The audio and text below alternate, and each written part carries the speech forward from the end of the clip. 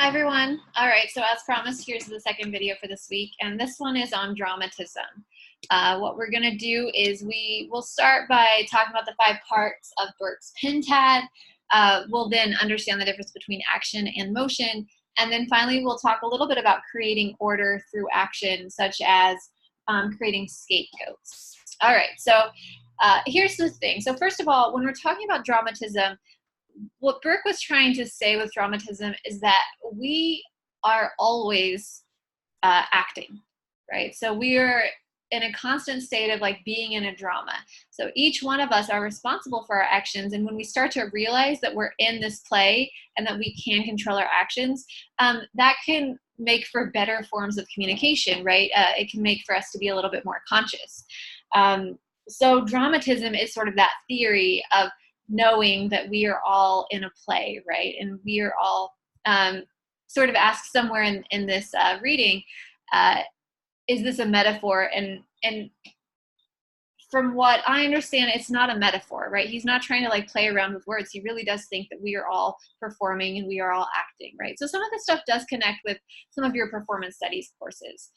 But what's more important here is when you understand that we are in this play, right? He wants you to know that then we need to look at how people use something called the pentad in order to act, right? So this pentad is something that he developed to understand other people's actions. So he didn't necessarily develop it to help us understand how we could act in the future, although I definitely think it could help, right? But he developed it to look at like something he was really interested in was how Hitler became who Hitler was, right? And how people allowed for that to happen. And so he used this pentad to study those types of things, to see how all of these different acts happening at this particular scene and why this particular thing was happening in this particular scene, right? He really felt like these 5 elements were important and all interconnected. So for most of us, like most of these are pretty self-explanatory. I mean, when we're thinking about act is the thing that you are doing, right? So if I'm using what I'm doing right now, the act right now is me teaching, right? And you can put that in quotes if you want. The agent would be me, right? And then I'll go to the next easier one, the scene. So the scene can be sort of a couple of different levels. So first of all, it can be sort of basic, like the scene is exactly what you're seeing here, right?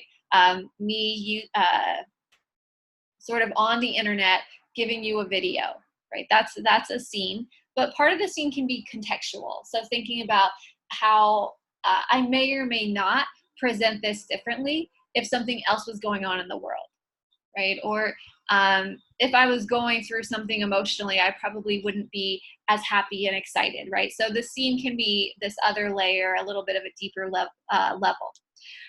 Okay, so the next one is purpose. And typically if like you're able to explore some of these other things, you can then get to understanding the purpose. And in fact, Burke really did want to understand our rationale behind doing these things. And so in my perspective, I think purpose is probably the most important part of this whole thing.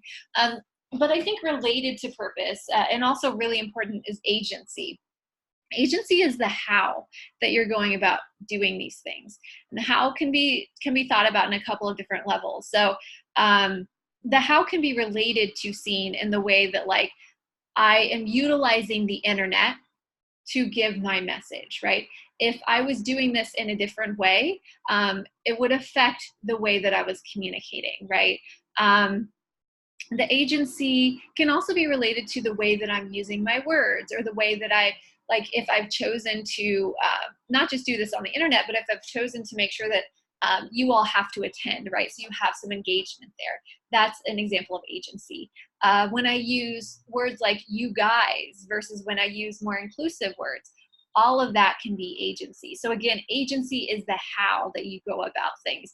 And from my perspective, I really think like looking at the how can help you better understand the purpose, right? So what we typically do in class is I have the students go through immigration plans so that people can really understand either Donald Trump's perspective or Hillary Clinton's perspective and sort of go through this whole pentad, right? So I'm going to do that quickly for you so you can visualize what it would look like. So the act would be the act of actually releasing the plan.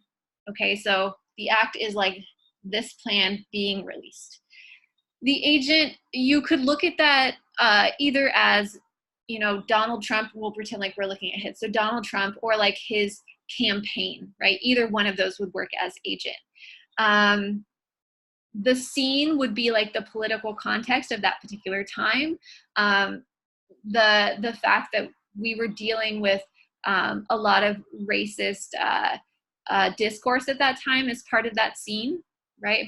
But also the fact that we were dealing with people who were losing their jobs and were worried about that. That's part of the scene as well.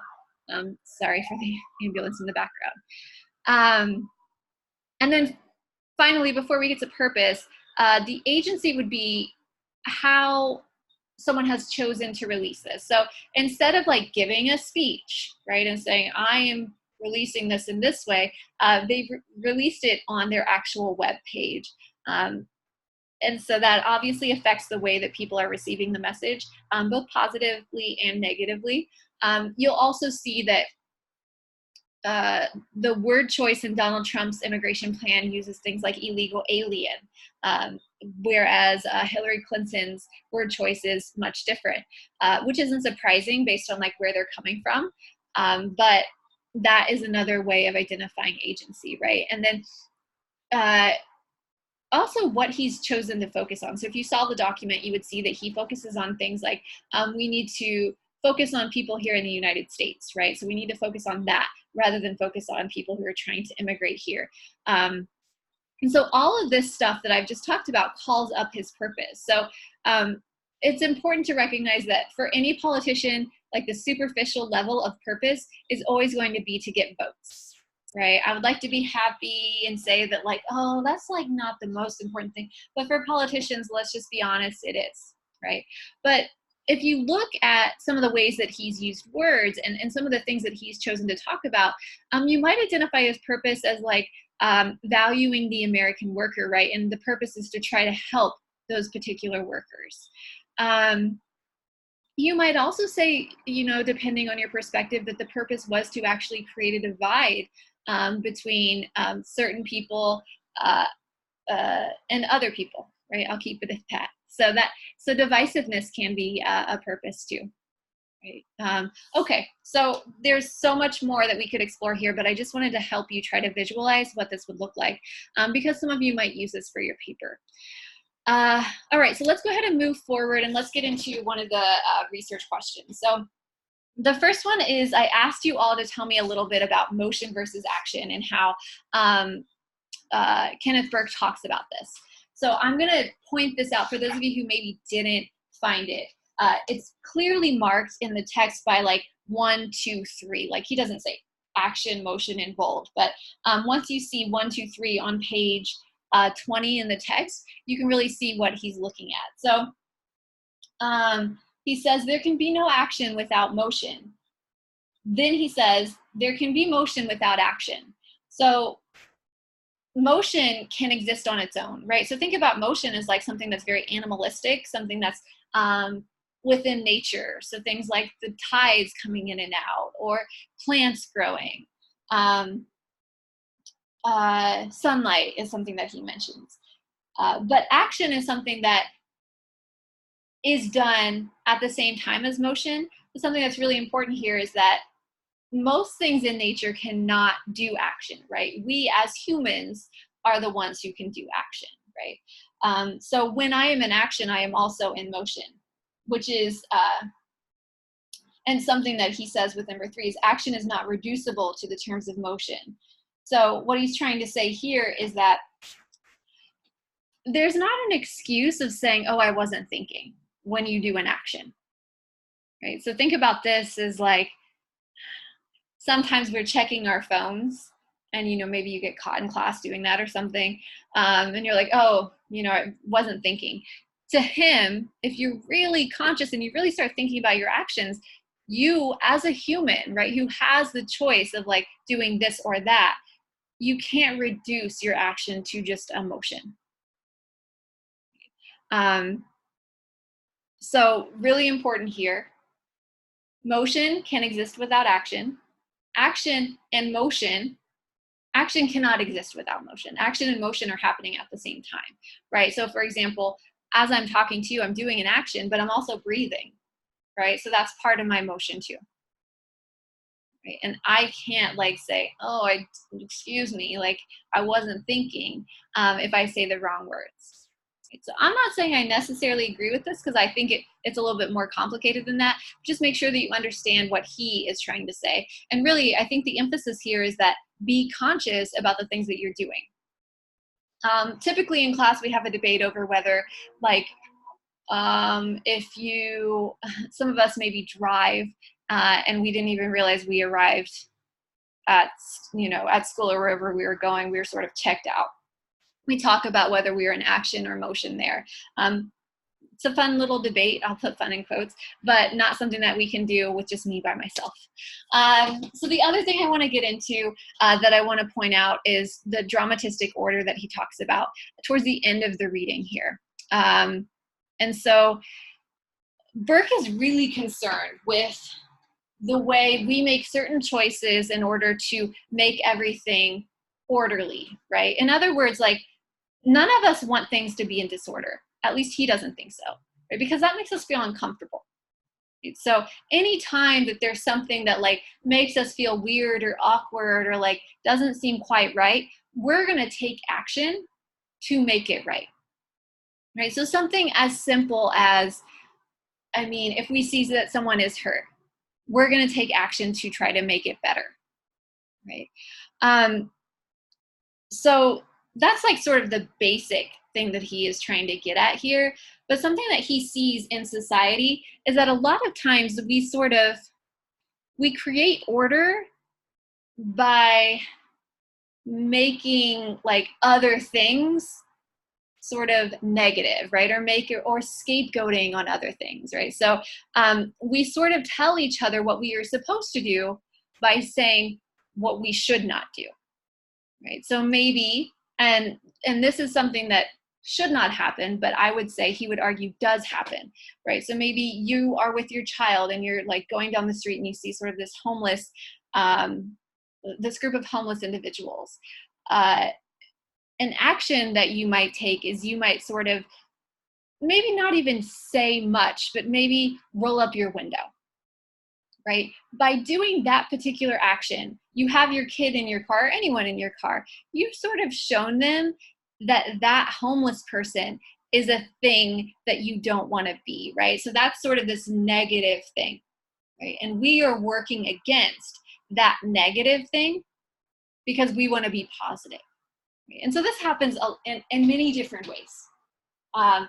This is just one very negative example, but I mean, all of the examples that we would use would be negative, right? And so think about this as like we're trying to make ourselves feel better by saying, well, we're not that. Right? And this, of course, happens in political discourse when we're thinking about Democrats versus Republicans, or even when we're thinking about American exceptionalism, right? So we create this sort of negative, like we are not that, right? Rather than this is what we are, right? We spend a lot of time thinking this is what we are not. The other thing that's really important here when we're thinking about creating order that is talked about in the text is creating a scapegoat in order to sort of purify ourselves from our guilt, right? So if something goes wrong, like if we can use a political example, for example, if the conversations that you're trying to have with Afghanistan and Taliban and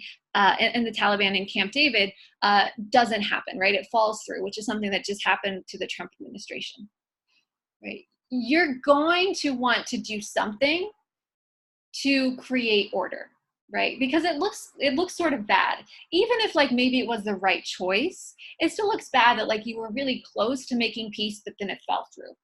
Right? And so here what you might do is you might create a scapegoat by blaming it on the Taliban, right? Or blaming it on Afghanistan in order to then make yourself feel better and say, you know, we did all that we could do.